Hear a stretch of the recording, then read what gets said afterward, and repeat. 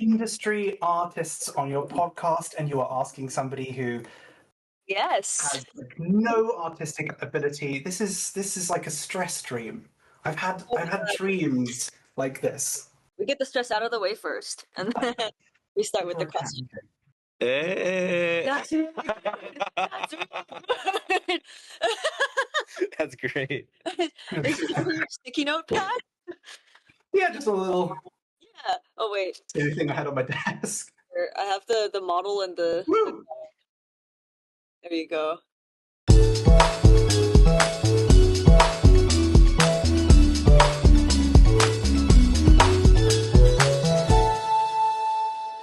I'm Fel. I'm a BFA 3 character animator. And Hello, Fal. you know the lovely chap. Well, I'm Etia. Nice to meet you again. You Yeah. coming to me live from the back rooms. Yeah. Yes, we are. We're stuck. We're in hell. Perfect. So we can start with the questions now. We don't have too many, so feel free to prattle on if you want to. Sure, yeah. But starting with like a simple one, since it is your most listened to track on Spotify, what was going through your mind when you were making the Backroom Labyrinth song? Oh my goodness me. So I was just making that for myself I think back in 2018. I don't remember what I was thinking at all. I was messing around with some synths and found, well, you know what? I can probably show you. Oh. Yeah, I can probably like take you through what was going through my head. Not very much. I was just messing around with some sounds and thought, oh, that sounds kind of cool. I'll just throw something together. And then it sat on my hard drive for years and years and years. And many years later, when some of my music was used in Joel G's animation series, animation series, he asked me, do you have anything that's unreleased that I can listen to? Because I kind of want to use something of yours. And I just sent a bunch of random things. And in it was sort of basically finished version of Backroom Labyrinth, which I never intended to release. I was like, yeah, whatever. It's not a very big fan of it. And Joel was like, I love it. It's got to be released. I know it. I must use it. And I really pushed back against it. Getting to use it, I thought, oh, that's not good enough. And then it's now become my most popular thing, and it's just something that was just chucked together in a few hours. I think it really like encapsulates sort of like your entire sound. Like, because I was listening to your other albums as well. I have been, and it's like you have a very like piano-based sound. I'm pretty sure, and it's really really apparent in Backroom Labyrinth. Stupid question, but were the backrooms out? Like, was that a thing when you made it, or did you name it that? It's because it was used. They certainly were a thing. I don't think they were as popular as they are now, but they were still quite popular. But the music was used in this maze section of the video of the animation that Joel made, and I thought it was backroom adjacent. And I remember thinking, should I call it backroom? Should I use that word? Is that appropriate? But I didn't think too hard about it. I'm just like, whatever. I'll just put it online, and then it got a ton of attention, which is like I should be happier about this. I wish I'd put more effort into it. You know. Oh yeah. And it's literally just one of the presets, slightly adjusted. Is it taupe? I find it though. Yeah, there it is.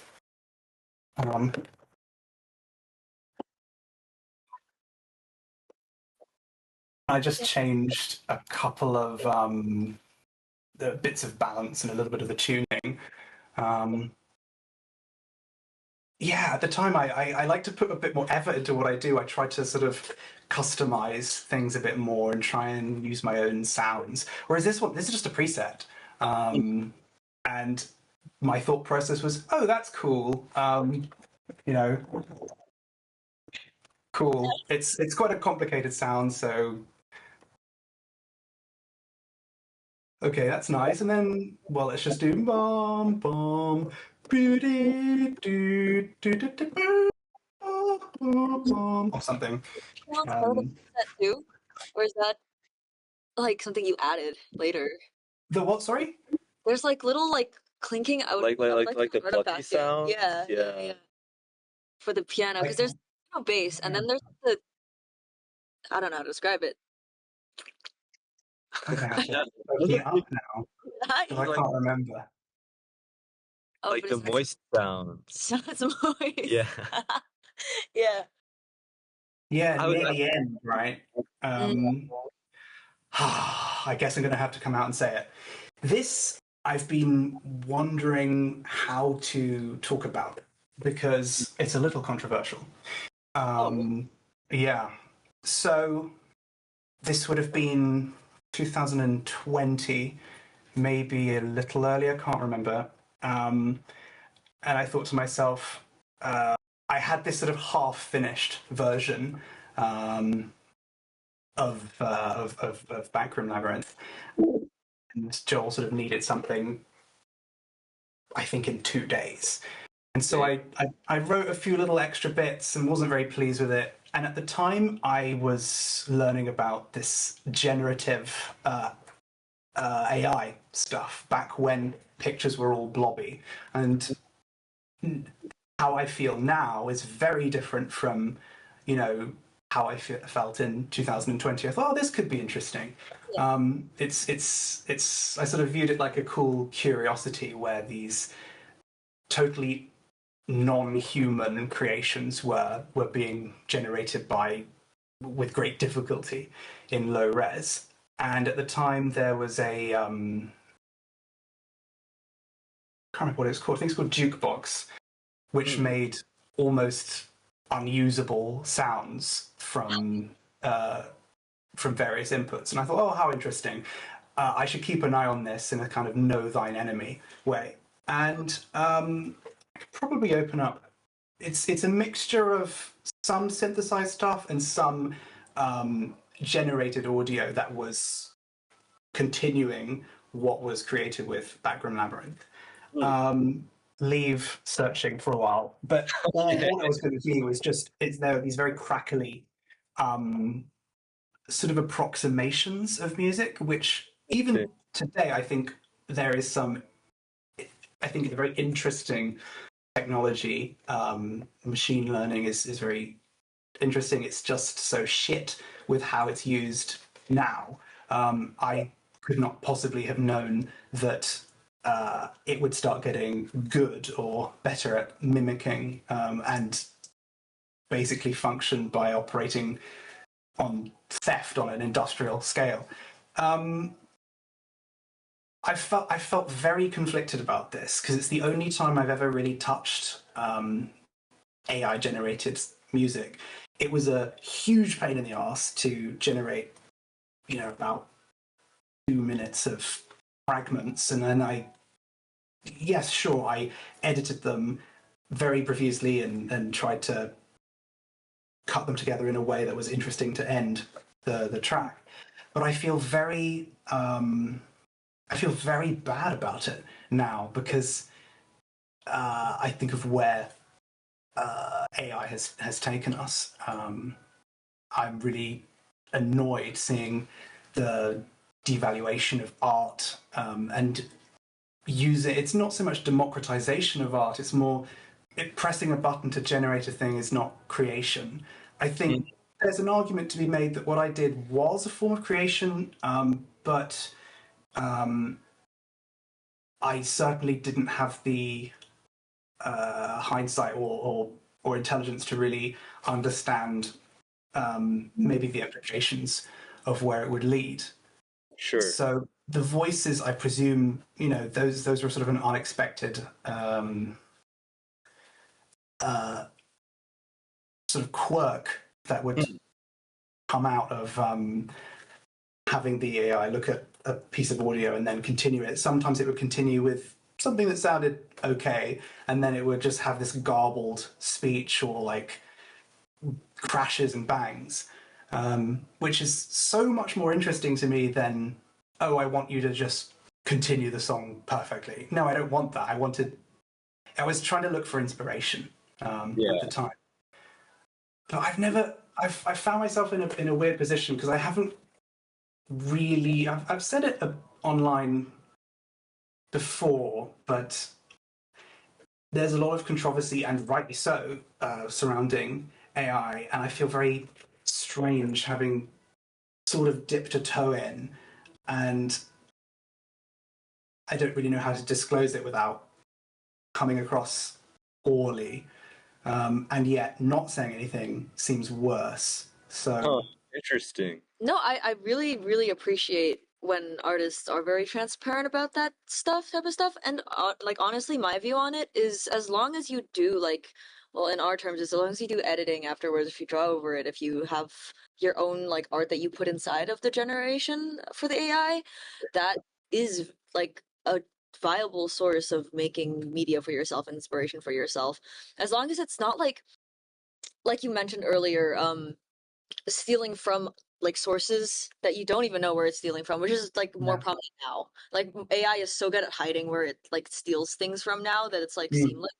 But back in like 2020, like you were saying, it was very like primordial. It was really like in its very basic state and that point in time. So like with the garbled noises and everything, and it's in a way it has its own charm. So Yeah. I understand why it was used for that track. Yeah, I I like that it's not something a human would make. It's sort of a machine attempting to find patterns and failing, Yeah. but not completely failing. That's super interesting, and I think much more valuable than what a human can create. But if a machine can just create a soulless imitation by looking at thousands and thousands and thousands of examples of the same thing, I mean, I don't know really what the value is in that for artists. Yeah, it's not like computer creation at that point. It's computer recreation, Yeah. while the early stuff was Mhm. partially computer creation. Yeah. Yeah. Yeah. And I'm also curious, if you were to have gotten an email from Joel G a day ago, like if the Backroom Labyrinth thing happened now, how would your process have taken you if you had to do it like all over again? Mm. Well, I wouldn't bloody touch any AI stuff, that's for sure. um, I don't know. Everything I do seems like I'm starting from scratch again. A common feeling I have is when I'm listening to something I've created is how the hell did I do this? I've forgotten everything. Am I a composer? What am I doing? Much of my work comes from just random experimentation and play. Sure. So I mess around with recordings I've made and go through various synths and twiddle knobs here and there. And after a bit of time, after several years, I think I'm starting to understand what I'm doing. But Hmm. it's always whenever I begin a project, I have no idea where it's going to lead. So if we erased all of the past, Joel emailed me today, I could do anything. I have no idea where I would begin. Hmm. But the thing that guides me the most is seeing his work and what emotions he wants to capture. And I think the uncanny weirdness of this labyrinth section is captured quite well, though not intentionally, because it was already pre-written. But it works quite well in that circumstance. So I'd want to hit that sort of emotion. As to how, I'm not sure. No idea. Hmm. Interesting. Yeah. And then also, sorry, I don't No, keep mind. going. Don't worry. One other question I had written down, I was really curious because a lot of your music uses really interesting and rich chords.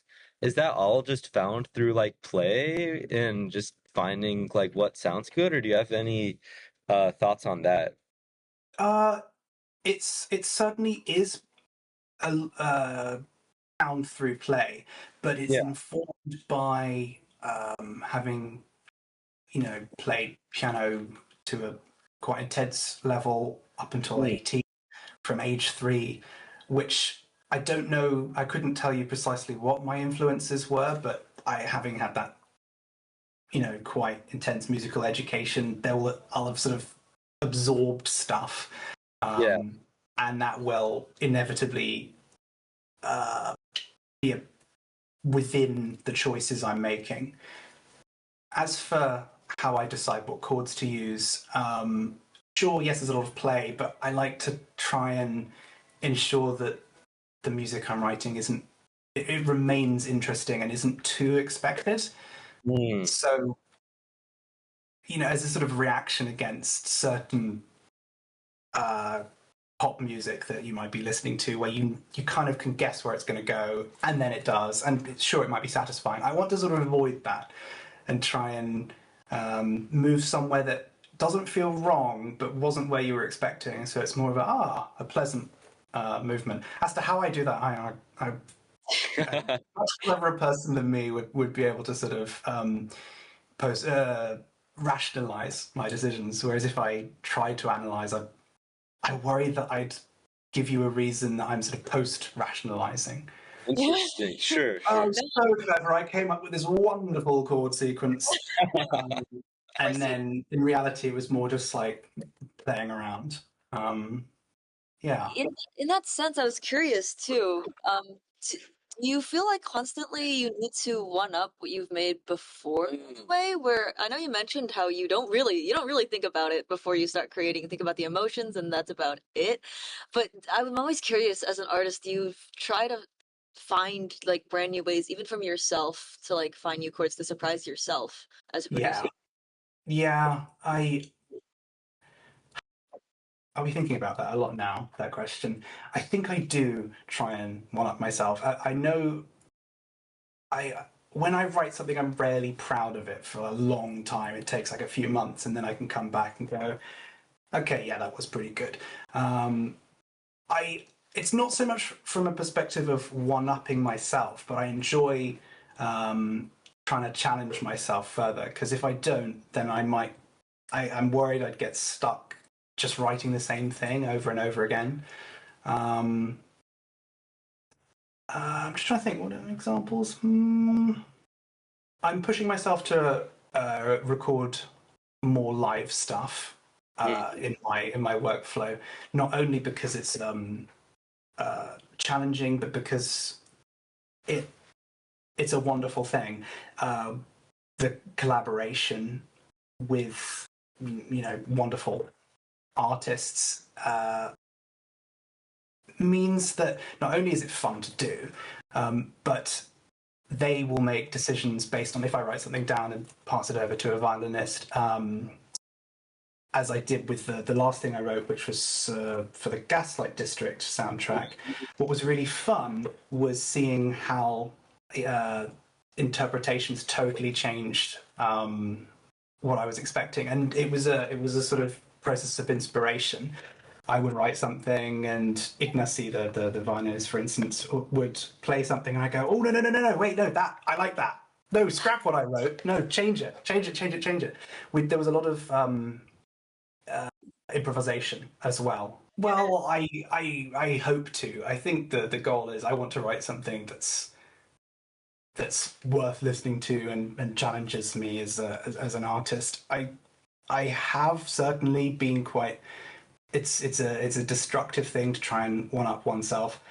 I do it, but more I'm just trying to think of it as, can I manage this challenge rather than, is this better than this piece that I wrote, for instance? Yeah. That's the intent. As to whether I succeed, I don't know. Maybe. I think like sonically, I hear that through, for example, when you did the second Enna album for Dream Barbecue, you did the trailer song. How do I pronounce it? Oh, Enamoya. Yeah, Enamoya. How to pronounce it? It's got the Backroom labyrinth like motif in the back near the end. Yes. Like, wow, it's evolved so much from when I first, I think like 3 years ago, from when I played the game, and I was like surprised. That's why I think that's why I asked the question. I was like, you still managed to have your sound put inside of music that you don't. It's not like repetitive. I hope not. That was a tricky one, really tricky one to write. There's so many different attempts. But the Backroom Labyrinth thing, I cannot take credit for that as an idea. I was playing, the track was largely the same a few weeks before the trailer released, and maybe 2/3 of the way through, all the same, and the very end, the same. But there was this little section where it's showing a bunch of gameplay, and we wanted to, you know, finish on a high. And there was originally a different musical section there, just slightly different. And we were all sort of in agreement that it was okay, it was fine, it fit, but it didn't quite. There wasn't enough something. There was something that was missing, and I was literally as a joke just playing various things in this gap. And one of them was Backroom Labyrinth, and Joel was like, "Stop this! You've got to use it!" And I'm like, "I don't know. Do I? You know." But this has happened before, where I've been very wrong about or underestimated maybe the response to something. So I was like, "Okay, fine. I'll put it in. I'll try and work it in somehow." And very quickly, I was like, "Oh yeah, that's so much better." And yeah, I think it really taps into that nostalgia that the fans have. Yeah, full circle. Yeah, super fun. Yeah, totally. Kind of piggybacking off of that, have there been any times that you have been very right and the person you're working with has been very wrong? Help. Just out of curiosity. I couldn't possibly comment. Okay, that's fine. But Okay. only a little bit. Nothing where someone's been totally off the mark. It's usually like, say a director has an idea, or has like a temp track, so pre-existing music that they've heard tons and tons and tons and tons of times. I don't really want to write the same thing. I think it's better to take the essence of a temporary track, but not imitate it too closely.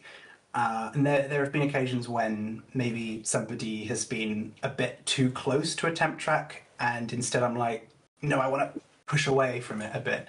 But there's never been any like drama or clashes with that, and usually it's like a positive experience where somebody I might think that they're wrong, but then I want to show them kind of where I'm trying to go with something. So yeah. Does that answer? Yeah. I hope that answers the question. Really strange I've found when talking to different industry composers is there's like two fields where there's people that will point out when they think something should be one way, and then the others that are like that will just follow the directors. And I think both ways are completely completely valid. I was just curious if there were any examples. But to kind of ask another question too, in a different vein, you were talking about the live musicians earlier. And Yes. when we talked over the summer, I remember you had a really cool story about the end of Contrabandits. The choir at the end of that. I don't think I could tell that story. Oh, Maybe I can. How controversial is this? What happened? It's not good. You can I will slightly sanitize. You're gonna get me in trouble. Yeah. Okay. All right. It will involve me having to find some files, but it won't take long because I remember where they are.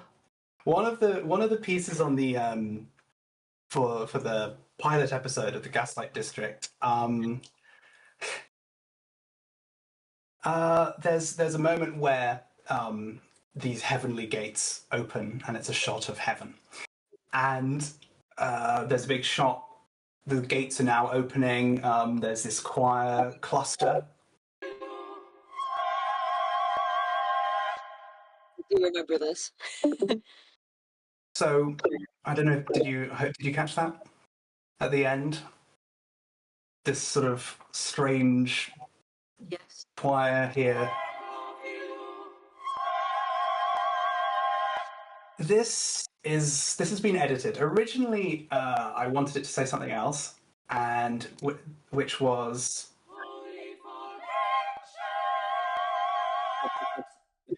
Which, if you couldn't tell, is holy fucking shit as the gates open. And or the actual show? I was worried because I didn't want to affect age ratings or annoy anybody. Yes, this was discussed with the director very extensively, and yes, we all found it funny. But I thought, just for safety, I'll disguise it. So instead of "holy fucking shit," I just reversed it. So from like so So awesome. It sounds like a completely new language. Yeah. That's how they it came across well enough. Like it sounds like they might be saying something. What are they saying? Is it in Latin? Is it some clever little language? No, it's just holy fucking shit. I was just curious if you've seen like on like Reddit or any forum online if anybody's like reversed it themselves to see it, or is it just like No one that I've seen. okay? Oh, it's so I mean, smart. even when you do reverse it, it's not that obvious.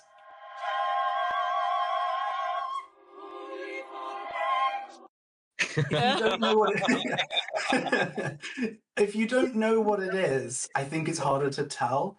So suitably disguised, I Oh, hope. it's good. We won't tell anybody.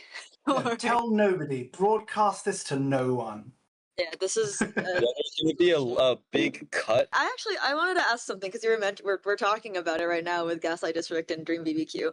When you're like composing music during your process, when you're improvising, do you think about storytelling at all? Like when I don't know what stage of the story the directors give you for you to compose to, but I'm curious if and when you are composing, do you compose to a story in your mind or do you just compose based on vibes? Stuff like that. 1,000% with story, but maybe more specifically, yes to story, but more for what emotion am I trying to hit? What's what's the feeling here? So for Dream Barbecue, it was more what feeling am I trying to evoke, and how is this music going to be heard or experienced? Because it's a game.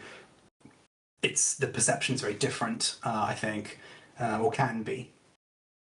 For Gaslight District, very much the story was super important, and Nick and I, the director Nick Shupko and I spent many hours just chatting about the narrative and all of these little details that you don't see but have been considered or might come up in future episodes. And so, crucial to learn all of that, because all of this information written in hundreds of paragraphs of text in sort of a shared document informs my approach. The feelings that I want to hit are informed by the story and how it's being viewed. So if I try and compress too much into one moment, a viewer who's already experiencing, quite a complicated show, it might be a bit much. So I didn't want to make the music dominate either. But anyway, it's all part of the consideration, I think. Yeah, no, that makes total sense for sure. I'm someone who personally loves discussing like lore and everything. So I'm always like I feel like I'm always like self-conscious talking to like people Do it. like yeah, like sound designers and musicians. I'm like I don't know if they'll understand. I don't know. You know what I mean? But it's so interesting hearing like musicians just also feel equally enthusiastic about the story. I love seeing it when clearly someone is so passionate about what they do, and Nick is incredibly passionate about his baby, his creation. It's really considered, and that very much is infectious. And I want to try and like give the show and give the pilot that same love, that same intent. And something that I decided very early on is trying to give the music, the key informs the morality of the scene. And so there are certain sections where it will rise and then certain sections where it will fall. Let me see if I can get an example up. Let's go. Stand by. This kind of sound will come up a lot. So near the end, when Mel has heisted the angel egg, we get like cello and double bass just descending from C sharp to C. I wanted sort of C minor, or the general key of C, to be sort of baseline, average morality, not too good, not too bad, and C sharp to be better, and then B to be particularly bad. And now that they've descended from heaven and are about to trick all these people, it's sort of being reinforced in the background, sort of with this they're descending, they're about to commit something terrible. And just this whole track is just building on that one idea.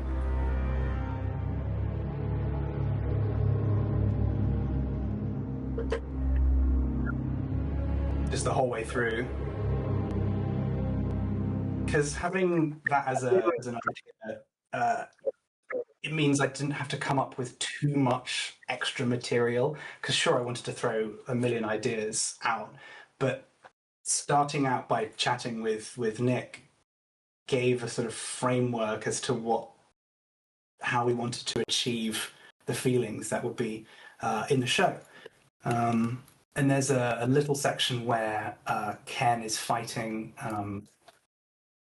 Where does it happen? Yeah, where for the only period when we rise up to C sharp is sort of here. And then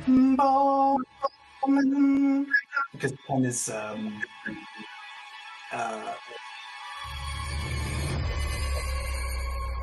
doing something virtuous. He's protecting his daughter, and so sort of wanted to represent that as one of his only sort of redeeming moments for the episode. And then I'll do one final example, which is titled "All Things Rise to the Surface," whereas where the music is descending and now it's in B minor, and ending on this massive foghorn. And then the credits are also in B minor as well, as if to sort of say, shit's real now, and we have to live with it. You can't undo what you've done, and now we're in this bad place. Oh, I love it when pilots just like go from a high place to a very, very low place. So smart. I love it.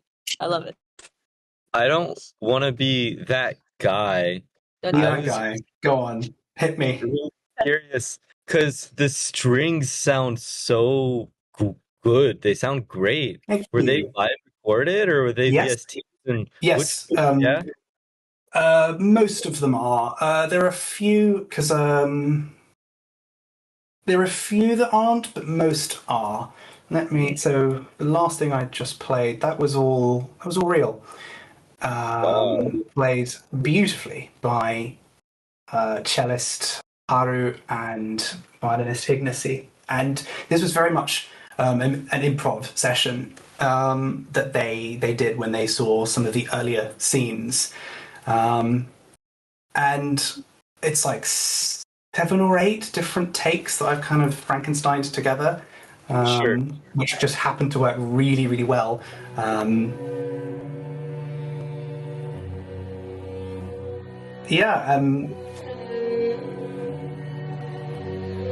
It's all real.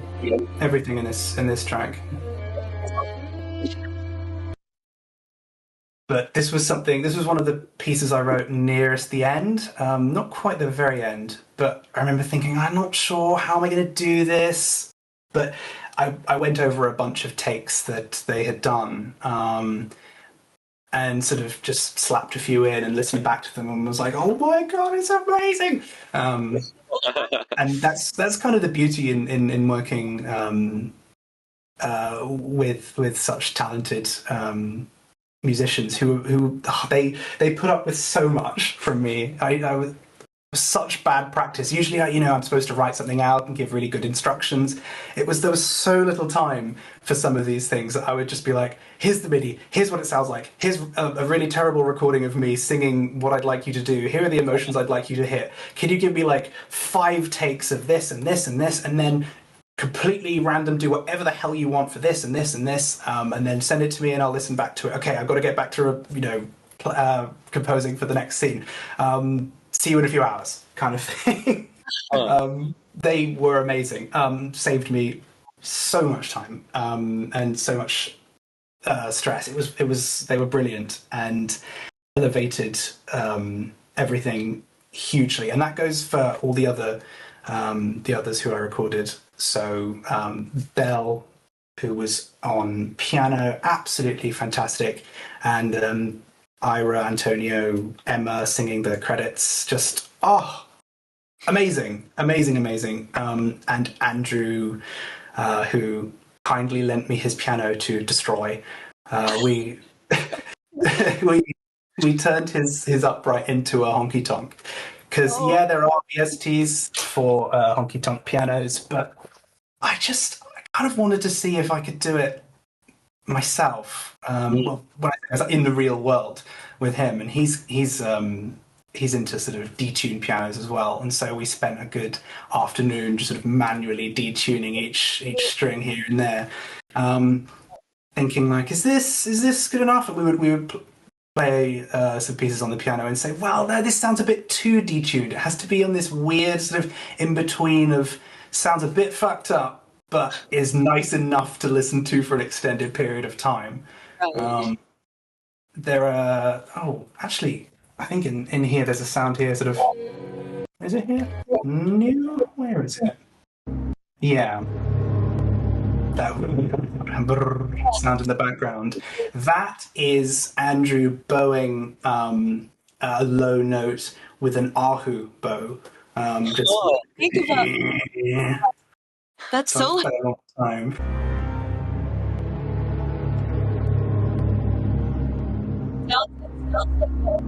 flies, like in the setting itself.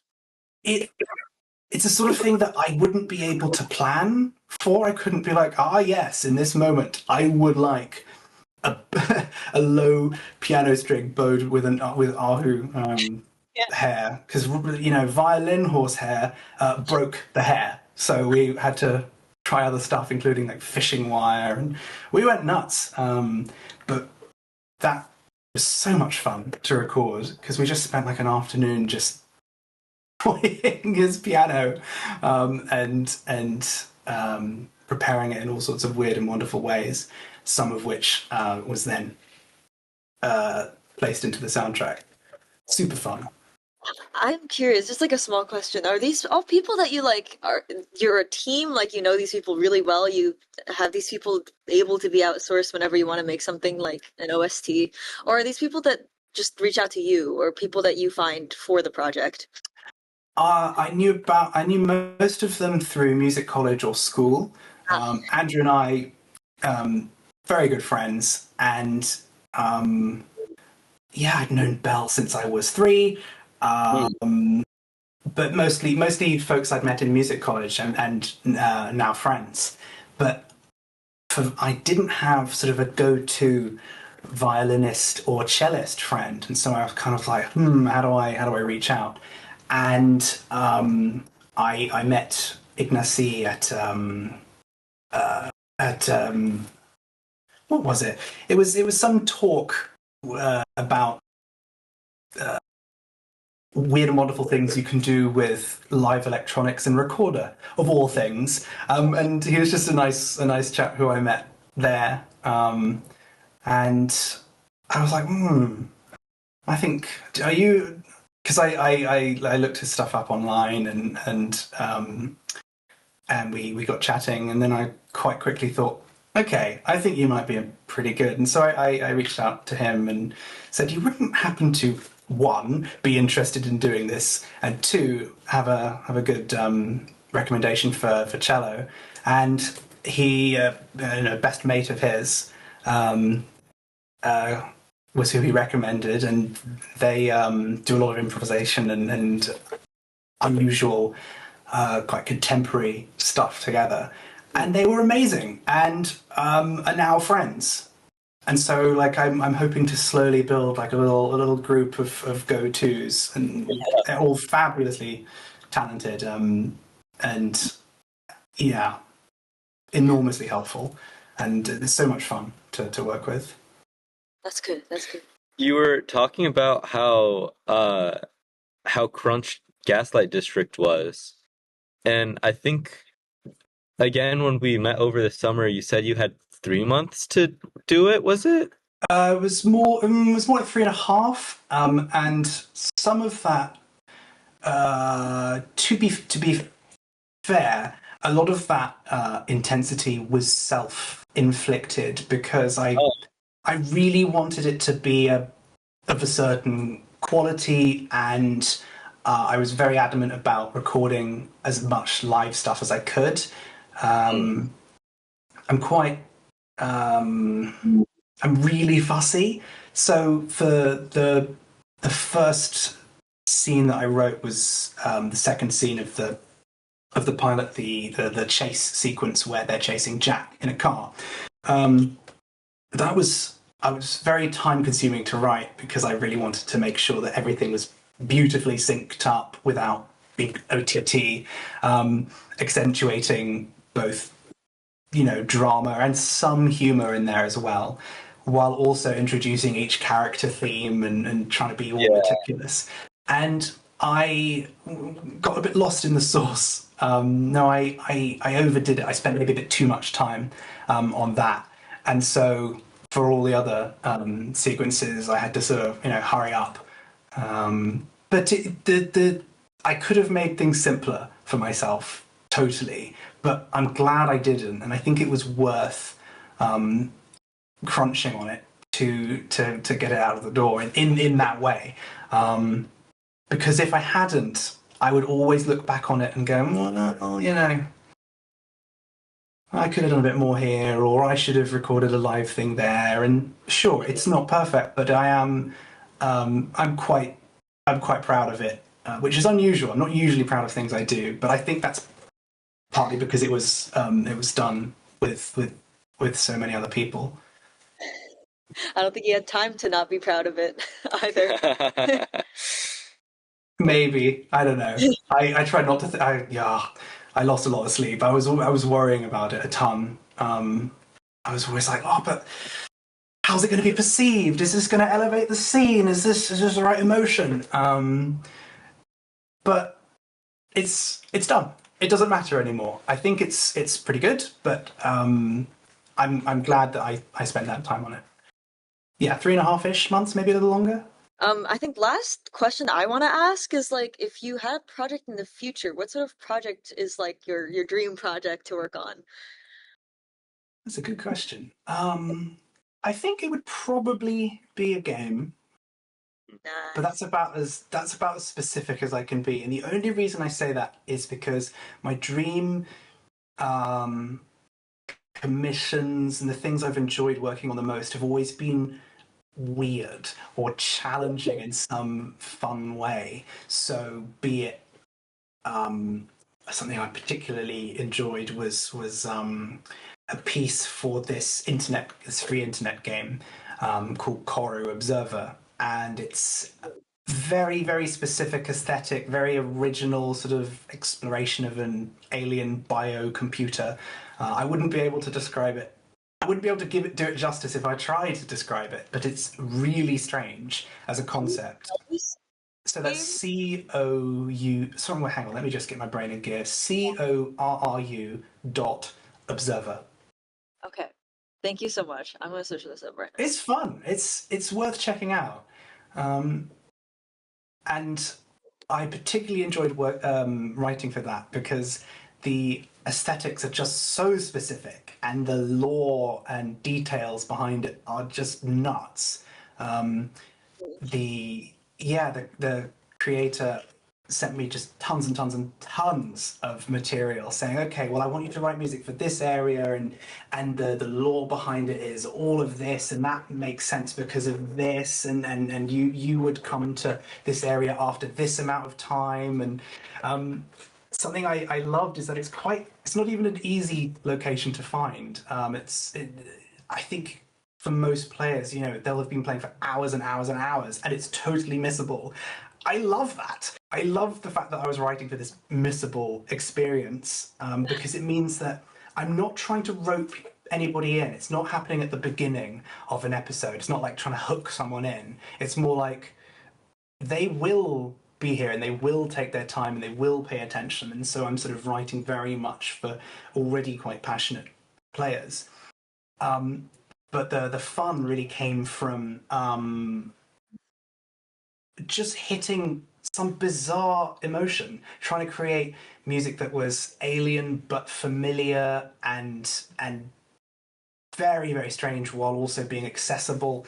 I know I'm going on a bit of a tangent here, but basically I would want a commission that has some aspect like that. For Dream Barbecue, what was really fun is that I got to just write music in tons of layers.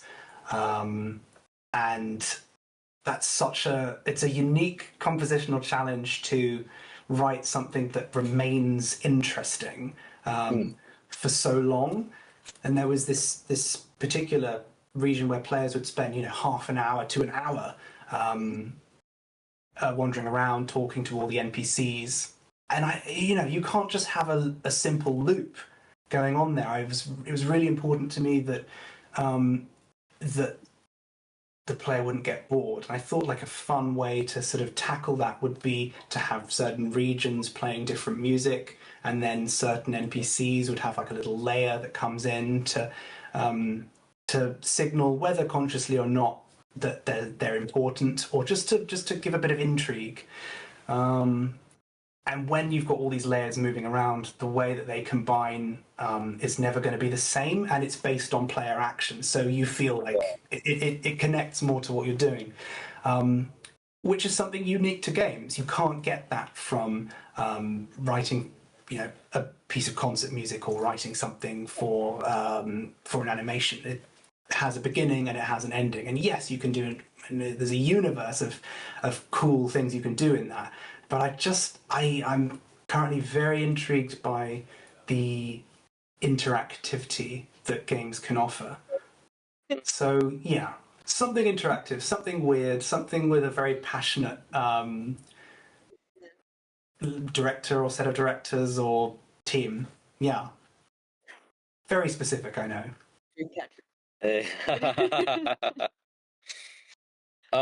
I think our final question, we wanted to ask, I think we ask this sometimes on our tale, if you have any questions for us. Yeah. I should have bloody prepared, because now I'm thinking, what are intelligent questions to be asking? It could be stupid too. It could be completely stupid. I'm gonna flip it back onto you, Etia. I think. Yeah. If you were to write something tomorrow, and you were to start tomorrow on a project, what would that be for you? Would it also be a game, or would it be? Is there like a genre that interests you? You should have prepared. It's bloody yeah. See how I feel? Unbelievable. You get horror a lot? I don't, but I've really been missing orchestrating. So anything with like an orchestra, whether it's like a game or a short film, anything that uses like just those instruments would be awesome. Yeah. I've been doing a lot of synth-based things lately, but I think that'd be my dream right now. As per like size, scale, whatever, could be anything, short film, bigger film, game. I haven't really done many. Triple A. That could be Game. The biggest new game. You'll write the score to GTA 7. Ouch. Yeah. Called it. Nailed it. I mean, if I was on an NBA, I would. What about you, Fel? Me? Dream project? You mentioned games. I think now that the animation industry is kind of on a low swing, not to be negative or anything, but I think I've always had also my eyes on doing games, sort of like how Dream Barbecue was platformed. Something like simple, or even like RPG Maker, something like that. I want Yeah. to make something like that, just like on my free time, whenever I do have free time, because I have to make a film.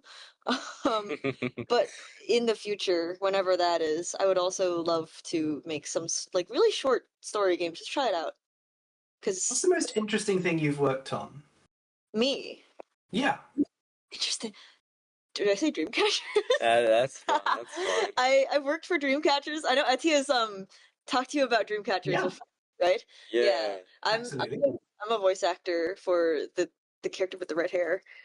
Yeah. And I've Can't remember I their name. I'm oh, sorry. I'm not a So true fan. no, we don't have a name in the show. You're yeah.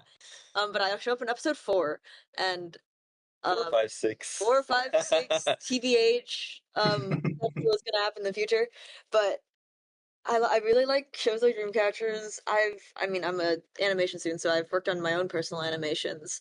Um, I have a film this year that I'm working on that's part of like a bigger world, and I'm like, I could make a game out of the story that I'm using for my film this year, because it's something that I personally have been passionate about for a long, long time. Um, but other than that, something in the future would just be like a short story game, like I Yeah. said earlier, to make.